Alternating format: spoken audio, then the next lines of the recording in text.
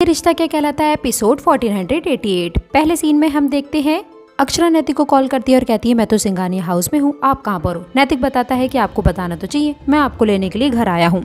नैतिक सबके सामने बहाना करता है और कहता है मैं काम में फंसा हूँ, बस आता हूँ। अक्षरा कहती है ठीक है जल्दी आइए। शौर्य और वर्षा देख लेते हैं और वो दोनों मुस्कुराते हैं। वर्षा नैतिक से पूछती है कि आपको कोई काम है। शौर्य कहता है नैतिक जी आज आप मत जाइएगा, हम सब लोग आपस में बैठ के बातें करेंगे। अक्षरा नैतिक को सॉरी बोलती है। नैतिक कहता है जो गड़बड़ होनी थी वो तो हो ही गई। नैतिक कहता है अच्छा मुझे काम आ गया, मैं निकलता हूँ। मौसी जी कहती है ऐसा कौन सा काम है, अभी कह दो कि मौसी जी जा रही है, मुझे उन्हें छोड़ने जाना है और आपने तो कहा था कि आप मुझसे मिलने आए, अब आप बैठिए हम साथ चलेंगे। नैतिक अक्षरा को कॉल करके बताता है कि मौसी जी की गाड़ी 2 घंटे लेट है। वर्षा नैतिक से कहती है आप बिल्कुल भी चिंता मत कीजिए, हम कुछ करते हैं। नैतिक कहता है कि अब बहुत बड़ी सीख मिली है मुझे, अब की बाद में कोई भी सरप्राइज नहीं दूंगा। दूसरी तरफ मौसी जी कहती हैं कि एक हमारे जमाई सा है जो हमसे मिलने के लिए यहाँ तक आ गया, दूसरी तरफ हमारी बहू जस्सी है जिसने मुंह फोन तक नहीं किया। तभी जस्मीत आ जाती है और कहती है मासी जी आपसे मिलना जो था इसलिए हमने फोन नहीं करा, हमने सोचा हम खुद आ जाते हैं। मौसी जी खुश होती हैं और कहती हैं मौसी जी को विदाई करने के लिए जमाई साहब भी आ गए और बहू भी आ गई, लेकिन अक्षरा ने तो बेकार में जल्दी करी, वो भी यहाँ होती तो और अच्छा लगता। सभी घर वाले बैठकर फोटो देखते हैं, वही अक्षरा भी आ जाती है, सभी लोग साथ में बैठकर फोटो देखते हैं। वही नमन और मुस्कान दिव्यानी से कहते हैं आपको ये साड़ी नहीं पहननी चाहिए थी माँ, सबसे सिंपल आप ही लग रही हो। बड़ी माँ कहती है कि हाँ शादी थी तो जो कुछ भारी साड़ी पहननी चाहिए थी। दिव्यानी कहती है कि जो पहना था वो भी अच्छा ही लग रहा था। अक्षरा कहती है कि माँ आप कभी भी कुछ भी पहनो, आप तो हमेशा अच्छी लगती हो। बड़ी माँ कहती है सिंघानिया परिवार की बहू है, एक से एक बढ़कर होनी चाहिए। अक्षरा नैतिक को मैसेज करती है और कहती है जल्दी आओ नैतिक, मैं आपको बहुत मिस कर रही हूँ। नैतिक अक्षरा को मैसेज करता है कि अच्छा है आपको यही सजा मिलनी चाहिए।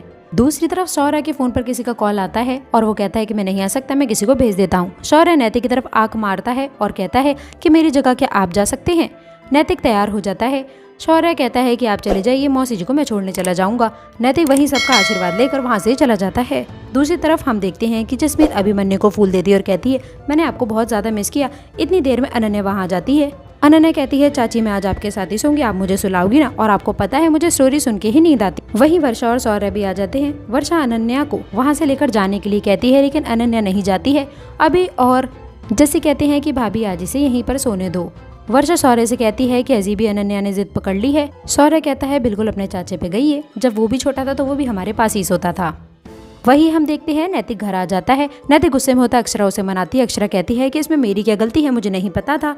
नैतिक कहता है कि सारी गलती तो मेरी, एक तो आप बिना बताए मायके चले गई और मुझे यहाँ अकेला छोड़ दिया, और ऊपर से जवाब वापस आई आपने मुझे तब भी नहीं बताया।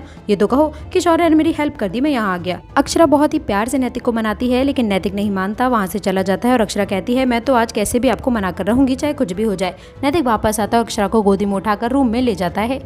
वही नैतिक देखता है कि सारा रूम डेकोरेट होता है। नैतिक इसके लिए अक्षरा को थैंक यू बोलता है। अक्षरा कहती है कि नहीं ये तो मैंने किया ही नहीं। नैतिक कहता है कि नहीं आप झूठ बोल रही हैं। तभी वहाँ पर हम देखते हैं कि नक्शा आ जाता है और कहता है कि मैंने मामा और मामी का भी रूम ऐसे ही सजा देखा था, इसलिए मैंने इस रूम को डेकोरेट किया है, अब से हम यहीं सोएंगे।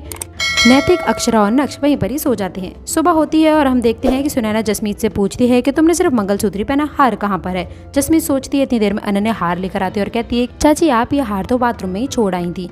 वहीं राजश्री कहती है कि शादी वाला घर है बेटा, तुम्हें थोड़ा संभल कर रखना चाहिए, सामान को ध्यान रखा करो। जसमीत सबसे सॉरी कहती है। सुनैना कहती है कि बेटा सोने चांदी की नहीं, हमने हर चीज़ तुम्हारे लिए बहुत खास बनाई है, इसलिए अगर तुमने कोई चीज़ खो दिया पहन नहीं पाई तो सबका मन बहुत दुखेगा। जसमीत कहती है कि मैं संभाल कर रखूंगी।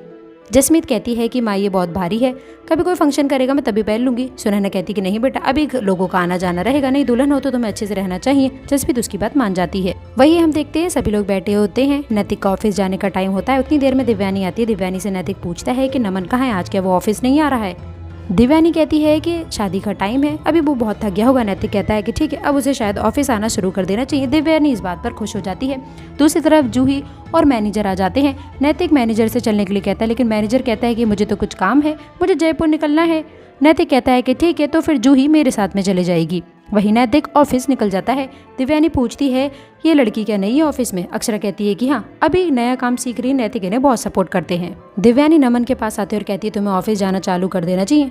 नमन कहता है माँ मैं आज बहुत थक गया हूँ, कल से चला जाऊंगा। दिव्यानी उसकी बात मान जाती है और कहती है लेकिन जिम्मेदारी लेना तुम्हें शुरू कर देना चाहिए। नमन कहता है कि माँ प्लीज मुझे रेस्ट करने दो, मैं चला जाऊंगा कल। नमन दिव्यानी को गले लगा लेता है। दूसरी तरफ दिव्यानी बड़ी माँ से कहती है कि आज नमन नहीं जाएगा, उसकी तबीयत खराब है और मैंने ही आज उससे कहा कि तू आराम कर ले, कल से चले जाना। अक्षरा ये बात सुन लेती है। अक्षरा नमन के कमरे से जाती है और वो देखती है नमन तो बिल्कुल सही है और वो एक्सरसाइज कर रहा होता है। अक्षरा नीचे आती है। दिव्यानी कहती है कि आज उसकी तबीयत सही नहीं थी अक्षरा, इसलिए वो नहीं गया, लेकिन कल से वो ऑफिस चला जाएगा। अक्षरा कहती है कि ठीक है, लेकिन कल से उसे ऑफिस जाना चाहिए। दूसरी तरफ नमन करिश्मा से बात करता है और उन दोनों का आपस में मिलने का प्रोग्राम बन जाता है। दूसरी तरफ सभी लोग घर में बैठे होते हैं, लेकिन देखते हैं कि सुनैना कहीं खोई हुई होती है। शौर्य पूछता है कि आखिरकार क्या बात होगी। सुनैना कहती है कि मैं बहुत चिंता में हूँ, वो दोनों अभी बहुत छोटे हैं और दोनों को ज्यादा समझ नहीं है, दोनों को अकेले भेजना मुझे सही नहीं लग रहा है। शौर्य कहता है हनीमून पर तो अकेले ही जाते हैं, पूरा परिवार तो तीर्थ यात्रा पर ही जा सकता है। वर्षा पूछती है कि माँ आप उन्हें भेजना नहीं चाहती। सुनैना कहती है कि नहीं, ऐसी बात नहीं है, लेकिन कोई साथ चला जाए तो अच्छा रहेगा। सुनैना कहती है कि शौर्य तुम और वर्षा चले जाओ तो ठीक रहेगा। वहीं राजश्री भी यही कहती है कि हाँ, तुम दोनों का जाना सही रहेगा। वर्षा और शौर्य दोनों मान जाते हैं। दूसरी तरफ दिव्यानी और अक्षरा आपस में बात कर रहे होते हैं। अक्षरा की नज़र बाहर जाते हुए नमन पर पड़ती। दिव्यानी नमन से पूछती है कि तुम्हारी तो तबीयत सही नहीं है, तुम आज बाहर क्यों जा रही हो। नमन झूठ बोल देता है कि एक फोटोग्राफर आया है, बस उसी के शूट के लिए जा रहा हूँ, इसलिए मेरा जाना बहुत जरूरी है। नमन इतना कह के वहाँ से निकल जाता है। अक्षरा कहती है कि मन का काम हो तो सबकी तबीयत सही हो जाती है, कोई बात नहीं, वो कल से चला जाएगा। ये एपिसोड यहीं पर ही खत्म हो जाता है। ऐसे ही और एपिसोड के लिए वीडियो को लाइक, चैनल को सब्सक्राइब जरूर करें। Thanks for watching my video.